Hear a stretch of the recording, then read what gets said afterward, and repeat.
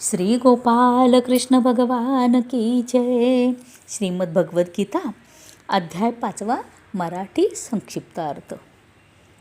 ओम श्री परमात्मने नमः. अर्जुन म्हणाला, हे श्रीकृष्णा, तुम्ही कर्मे टाकण्याची आणि फिरून कर्मयोगाचीच प्रशंसा करता, तेव्हा या दोहोंपैकी माझ्यासाठी अगदी निश्चित कल्याणकारक जे एक साधन असेल ते मला सांगा.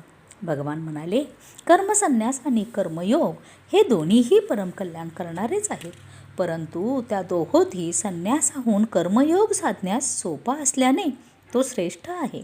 हे अर्जुना, जो पुरुष कोणाचा द्वेष करीत नाही, कशाची अपेक्षा करीत नाही, तो कर्मयोगी नेहमीच संन्यासी समजावा. कारण प्रेम, द्वेष इत्यादी द्वंद्वांनी रहित असलेला पुरुष सुखाने संसार बंधनातून मुक्त होतो. वर सांगितलेले संन्यास आणि कर्मयोग वेगवेगळी फळे देणारे आहेत असे मूर्ख समजतात, पंडित नव्हेत. कारण दोहोंपैकी एकाचे ठिकाणी सुद्धा उत्तम प्रकारे स्थित असलेला पुरुष दोहोंचे फलस्वरूप असलेल्या परमात्म्याला प्राप्त होतो. ज्ञानयोग्यांना जे परमधाम प्राप्त होते तेच कर्मयोग्यांनाही प्राप्त होते. म्हणून जो मनुष्य ज्ञानयोग आणि कर्मयोग हे फळाच्या दृष्टीने एकच आहेत असे पाहतो, तोच खऱ्या अर्थाने पाहतो. परंतु हे अर्जुना, कर्मयोगाशिवाय मन, इंद्रिये आणि शरीर यांच्याकडून होणाऱ्या सर्व कर्मांच्या बाबतीत कर्तेपणाचा त्याग होणे कठीण आहे. आणि भगवत स्वरूपाचे चिंतन करणारा कर्मयोगी परब्रह्म परमात्म्याला फार लवकर प्राप्त होतो.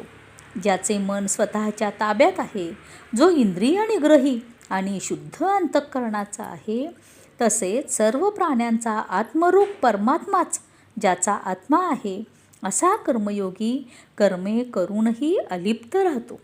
सांख्ययोगी तत्ववेत्याने पाहत असता, ऐकत असता, स्पर्श करीत असता, वास घेत असता, भोजन करीत असता, चालत असता, झोपत असता, श्वासोच्छ्वास करीत असता, बोलत असता, टाकीत असता, घेत असता, तसेच डोळ्यांची उघडझाप करीत असता ही सर्व इंद्रिये आपापल्या विषयात वावरत आहेत असे समजून निसंशय असे मानावे की मी काहीच करत नाही. जो पुरुष सर्व कर्मे परमात्म्याला अर्पण करून आणि आसक्ती सोडून करतो, तो पुरुष पाण्यातील कमलपत्राप्रमाणे पापाने लिप्त होत नाही. कर्मयोगी ममत्व बुद्धी सोडून केवळ इंद्रिये, मन, बुद्धी आणि शरीर यांच्याद्वारा आसक्ती सोडून अंतःकरणाच्या शुद्धीसाठी कर्म करतात. कर्मयोगी कर्मांच्या फळांचा त्याग करून भगवत प्राप्तिरूप शांतीला प्राप्त होतो. आणि कामना असलेला पुरुष कामनांच्या प्रेरणेमुळे फळात आसक्त होऊन बद्ध होतो. अंतःकरण ज्याच्या ताब्यात आहे असा सांख्ययोगाचे आचरण करणारा पुरुष कोणतेही कर्म करणारा किंवा करविणारा न होताच 9 दरवाजांच्या शरीररूपी घरात सर्व कर्मांचा मनाने त्याग करून आनंदाने सच्चिदानंद घन परमात्म्याच्या स्वरूपात स्थित राहतो. परमेश्वर मनुष्यांचे कर्तेपण, कर्मे किंवा कर्मफलाशी संयोग उत्पन्न करीत नाही, तर प्रकृतीच खेळ करीत असते. सर्वव्यापी परमेश्वर ही कोणाचेही पापकर्म किंवा पुण्यकर्म स्वतःकडे घेत नाही, परंतु अज्ञानाने ज्ञान झाकलेले आहे. त्यामुळे सर्व अज्ञानी लोक मोहित होतात. परंतु ज्यांचे ते अज्ञान परमात्मज्ञानाने नाहीसे झाले आहे, त्यांचे ते ज्ञान सूर्याप्रमाणे त्या सच्चिदानंद घन परमात्म्याला प्रकाशित करते.